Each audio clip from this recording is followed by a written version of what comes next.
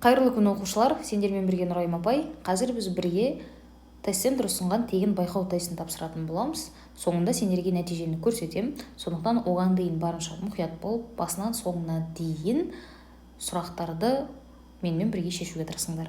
Кеттік. Бірінші сұрақ. Адамның жағымсыз мінезі туралы айтқан қорқыттың даналық сөз қандай? Адам ішпес ащы судың жылға қол бақпағаны жақсы. Бірінші нұсқа. Келесі нұсқа.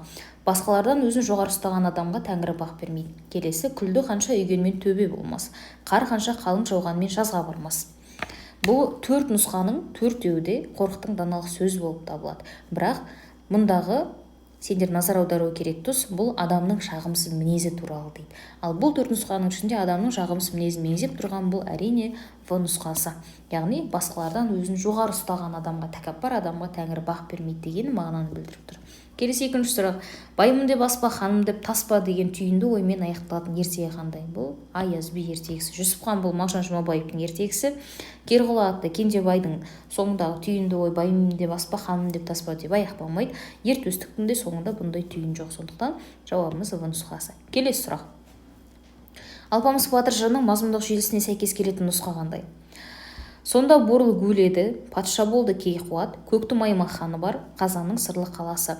Ескерту, Алпамыс батыр біздің спецификацияда жоқ. Яғни жалпы 5-ші сынып пен 11-ші сыныпқа дейінгі біз оқуымыз керек оқулықтардың ішінде Алпамыс батыр жыры жоқ. Сондықтан негізінде тест-центр бізден бұл шығарманы сұрауға құқылы емес. Ал енді мазмұндық желісіне сай келетін нұсқа, мына сұраққа жауап беру үшін біз Қобыланды батыр жырын спецификацияда бар жырды пайдалана отырып таба аламыз. Себебі бір нұсқадан басқа қалған үш нұсқамыз Қобыланды батыр жырына сәйкес келеді. А нұсқасы сонда бурыл гуледі дейді. Бұл Қобыланды батыр жырына сәйкес келетін нұсқа. Яғни бурыл дегеніміз тай бурыл, Қобыландының тұлпары. Келесі патша болды кей қуат. Осы нұсқаны белгілеп қояйық. Көктің аймақ ханы бар. Көктің аймақ бұл Құртқанның әкесі, яғни бұл да Қобыланды батыр жырынан алынған нұсқа.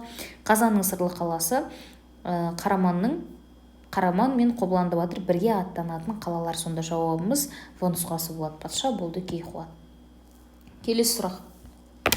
Азау қаласында дүниеге келген Мамай бидің заманында өмір сүрген жырау кім? Жауабымыз Доспамбет жырау.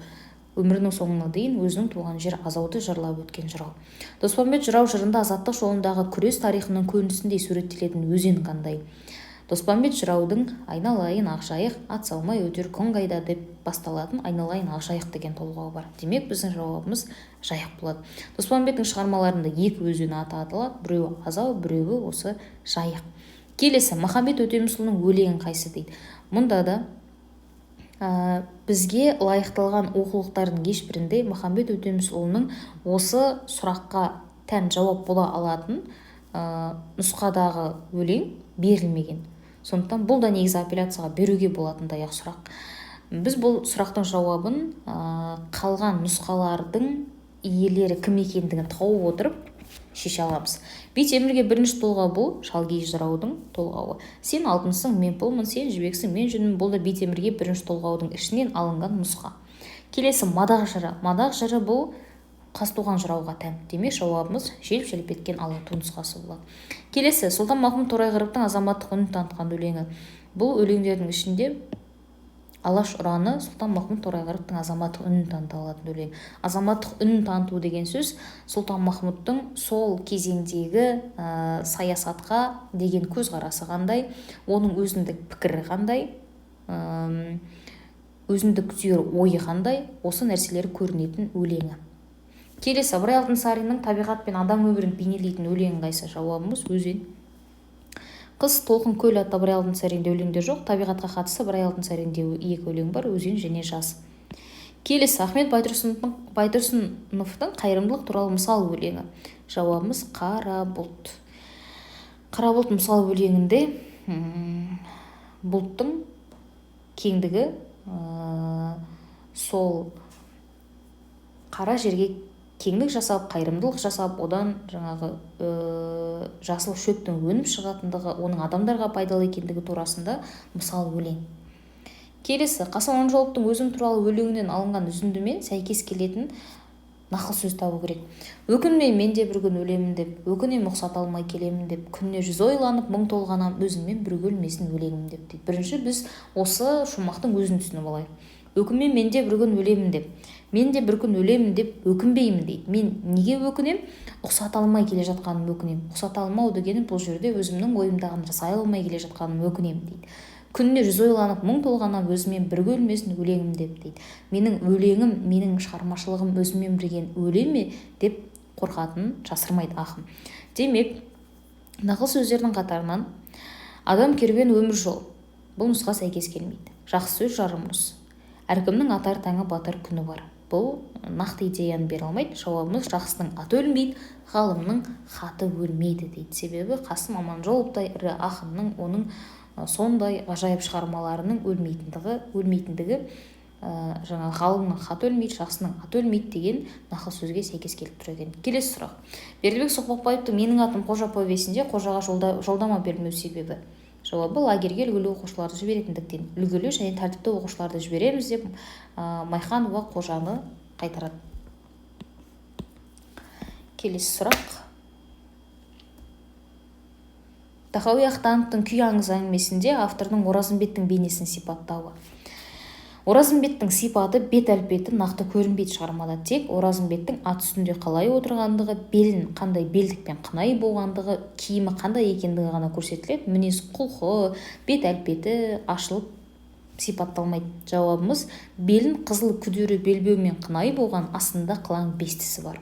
Ал жасы 50-ді алқындырған кішілеу өткір көзді қағілез кісі, бұл осы «Күй аңызы» әңгімесіндегі басты кейіпкердің бірі естеміз.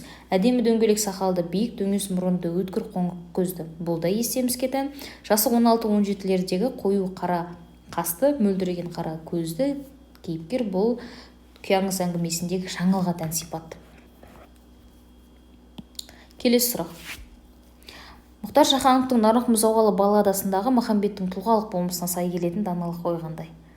Әке көрген оқ-жонар Махамбеттің тұлғалық болмысына сай келетін бұндай даналық ой жоқ. Яғни, мына нәрсені түсініп алыңдар, сұрақты жақсылап оқу керек. Нарық мұзауғалы балладасына сай келетін даналық ой дейтін болсақ, мүмкін әке көрген оқ-жонар кірісуі мүмкін еді. Себебі шығарманың ішінде әке мен бала арасындағы жаңағы оқиғалар, шиеленісті түйткілдер сөз болатындықтан мүмкін болып қалу. Бірақ сұрақ Махамбеттің тұлғалық болмысына сай келетін даналық ой. Ал Мұхтар Шахановтың «Нарық мұзауғалы» шығармасында Махамбетті сондай асқақ бейне қылып танытады, сипаттайды.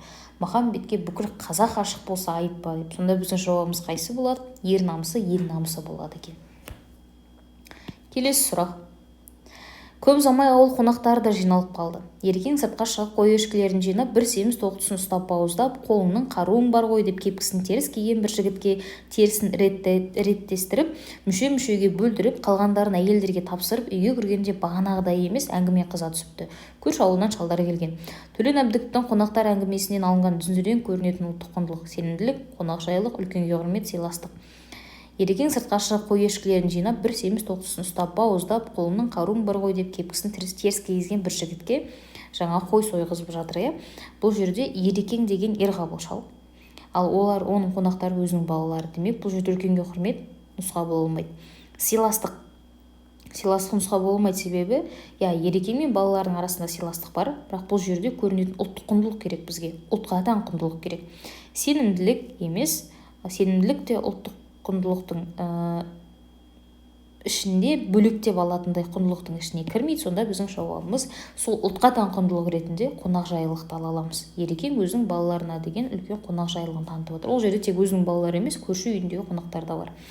Фариза Оңғарсынованың «Өлең мен сені аялап өтем» өлеңіндегі «Дара күндерімнің, нала түндерімнің серігі болғаның үшін, сенімі болғаның үшін мен сені аялайым» деген жолдарында кездесетін көркемдегіш құралы қандай? Назар аударыңдар. Дара күндерімнің, нала түндерімнің серігі. Дара күндерімнің серігі, нала түндерімнің серігі. Немесе дара күндерімнің сенімі, нала түндерімнің сенімі.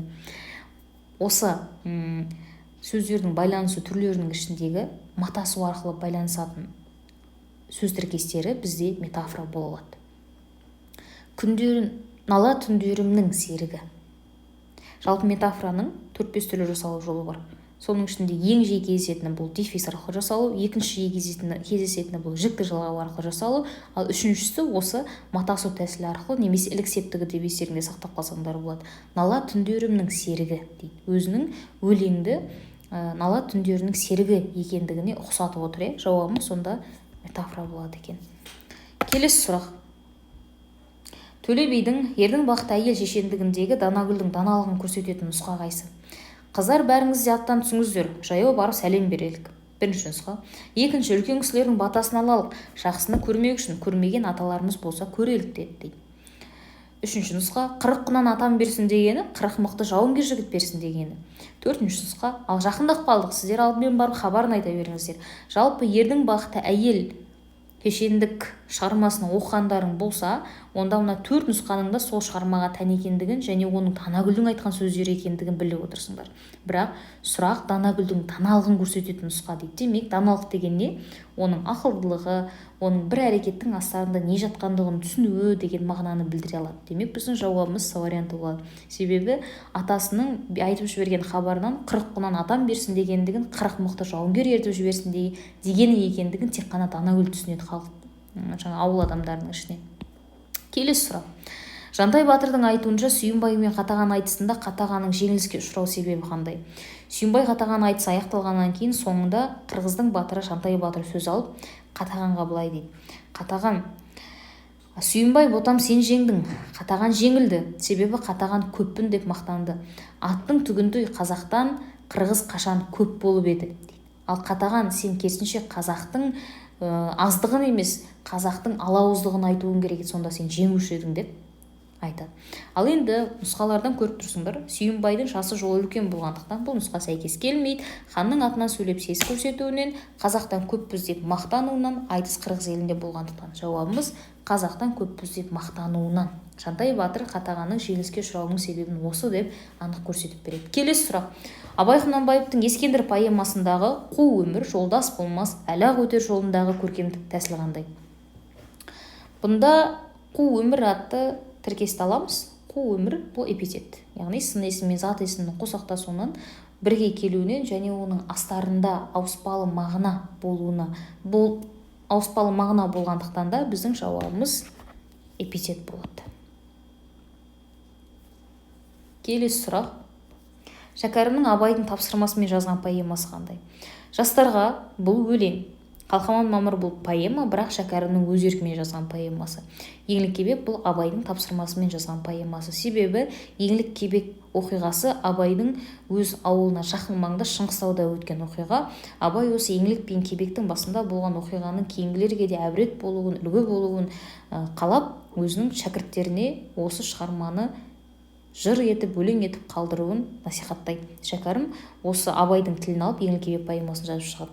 Ал енді Ләйлі Мәжнүн бұл Шәкәрімнің нәзира әуелік дәстүрімен жазған поэмасы. Яғни шығыста бар поэманы қазақ тіліне, қазақтың дәстүріне лайықтап жазып шығады. Кеттік келесі сұрақ. 20 сұрақ. Ілияс Жансүгіровтің Құлагер поэмасында құлагерге қастандық жасалған сәті айтылатын тарау. Егер поэманы оқу барысында тарауларға назар аударған болсаңдар, жалғыз қазық бөлімінде құлагерге қастандық жасалатын тұсы айтылады. Яғни Батыраштың құлагерге қандай қастандық жасағаны, қай жерде қалай жасағандығы осы жалғыз қазық бөлімінде ғана айтылады. Ал мынау аттың азалы әні мен бай-бай құлагерім бұл ең құлагер поэмасының соңындағы тараулары. Жалпы кез келген поэманы, кез келген шығарманы оқу барысында міндетті түрде тарауларына және бөлімдердің атауларына назар аударыңдар. Себебі кейбір тарауларды, кейбір бөлімдерді автор түпнұсқасындағы кітабында бөлмеуі мүмкін, бірақ мына оқулықты жазып отырған авторлар сол шығарманы өздерінше бөлек-бөлек бөлімдерге бөліп тастайды. Бірақ өкінішке орай сол оқулықты жазған авторлардың бөлген тараулары, бөліктері ұбт-да сұралады. Сондықтан бұған мұқият болыңдар. Келесі. Батыр Баян жырында кездесетін метафора қандай? Айдаса қойдың көсемі, сөйлесе сөздің шешені. Бұл Қазтуғанның мадақ жырынан алынған. Келесі. Лебізі жібек, лебі жұмақ шелі. Бұл вариант бола алады, себебі Батыр Баян жырында лебізі жібек, лебі жұмақ шелі деп суреттелетін кейіпкер ол қалмақ қызының сипаты.